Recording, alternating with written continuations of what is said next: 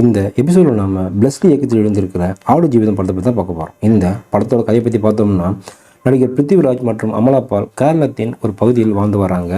மேலும் குடும்ப சூழ்நிலை காரணமாக பிருத்திவிராஜ் தனது நண்பனின் மாமா மூலம் சவுதி அரேபியாவுக்கு வேலைக்கு செல்கிறார். உதவியாளர் வேலைக்காக சில்வியம் என்ற மகிழ்ச்சியில் போகிறாரு. ஆனால் அங்கு சென்றதும் அவரை அழைத்து சென்று அடிமை வேலைகளாக நடக்க தொடங்குறாங்க. பெரும் சித்திரவதை அனுபவித்து அந்த முதலாளியிலிருந்து தப்பித்து சவுதி பாலைவனத்திற்கு வந்திடுறாரு. மீண்டும் தன் ஊருக்கு சென்று குடும்பத்தை சந்திக்க வேண்டும் என்று பிருத்திவி ஆசைப்படுறாரு. ஆனால் எப்படி செல்வது என்று தெரியாமல் திண்டாடுறார். இறுதியில் பிருத்திவிராஜ் தன் ஊருக்கு சென்றாரா, பாலைவனத்தில் இருந்து தப்பித்தாரா? இதாங்க அந்த படத்தோட மீறி கதை. நஜீபாக நடிகர் பிருத்திவிராஜ் மாறி இருக்கிறான்னு தான் சொல்லணும். நஜீப் கதாபாத்திரத்திற்கு ஏற்ப அற்புதமான நடிப்பை வெளிப்படுத்தியிருக்காரு. பாலைவனத்தில் தண்ணீருக்காக இயங்கும் காட்சிகளும், சாலை கண்ணில் தெரியவில்லை என பித்து பிடித்தது போல் தெரியும் காட்சிகளும் நம் மனதை உறைய வைக்கிறது. ஜிம்மி ஜென் லூயிஸ் சிறப்பான நடிப்பை வெளிப்படுத்தியிருக்கிறாரு. அமலா பாலுக்கு பெரிய கதாபாத்திரம் இல்லை என்றாலும் கிடைத்த கதாபாத்திரத்தை கச்சிதமாக செஞ்சிருக்காங்க. ஏறுமன் பின்னணி இசை படத்திற்கு கூடுதல் பலன்னு சொல்லலாம்.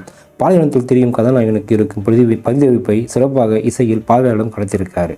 சுனில் KS படத்தின் ஒளிப்பதிவை மிக நேர்த்தியாக ஹாலிவுட் தரத்திற்கு கையாண்டிருக்கிறாரு. பாலைவனத்தின் அழகை ஒரு பக்கம் காமித்தாலும் மற்றொரு பக்கம் பாலைவனத்தின் பயங்கரத்தையும் சிறப்பாக காட்சி அமைத்திருக்காரு. பாலைவனத்தில் பார்வையாளர்களை வரவழைத்திருக்கலாம் என்று சொல்லலாம்.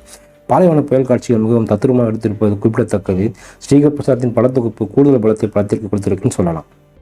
பென்யமின் எழுத்தில் உருவான ஆடு ஜீவிதம் நாவலை தழுவி படத்தை இயக்கியிருக்கிறார் இயக்குனர். நஜீப் பட்ட கஷ்டங்களை தத்துருவமாக எடுத்திருக்கிறார். படத்தின் 2ஆம் பாகத்தில் நடிகர் பிருத்திவிராஜ் நடந்து கொண்டே இருப்பது போன்ற காட்சிகள் அதிகம் நடைபெற்றிருக்கு. அது பார்வையாளர்களிடையே சலிப்பை தான் ஏற்படுத்தியது. படத்தின் நேரத்தில் சிறிது குறைத்திருக்கலாம்னு தோணுது. திரைக்கதை இன்னும் விறுவிறுப்பாக இருந்திருந்தால் படம் இன்னும் நன்றாக வந்திருக்கும்.